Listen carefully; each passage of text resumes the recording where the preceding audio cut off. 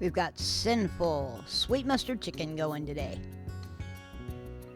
We're going to start out by making the sauce. Take all the sauce ingredients, put it in a bowl, and mix them well. And then you're just going to set that aside for a bit. Next, we're going to season our chicken with salt and pepper. And we're going to toss to coat. Add about 2 tablespoons of olive oil to a hot pan and kind of spread it around so that it coats the bottom of the pan. Then add your chicken tenders. We're just going to cook these until they get a nice little golden brown crust on them. Just a little bit. They don't have to be cooked all the way through. We're going to finish them in the oven.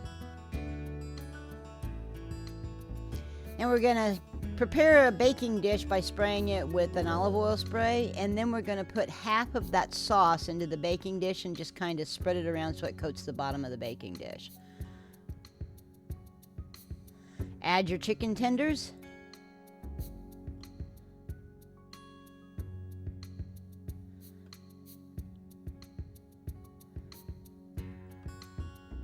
And then just pour that sauce over the top and make sure that all of the chicken tenders are coated in it. We're going to cover it with foil and bake it for about 10 minutes or so. And then we're going to pull the top off, the foil off, and put some rosemary. We've taken off 2 sprigs, just the leaves, and sprinkle it over the top.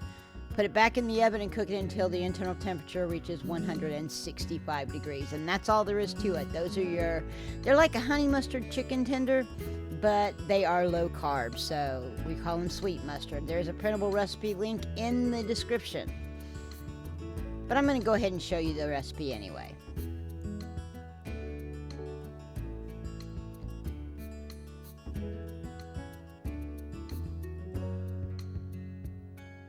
Only 2 net carbs in this one.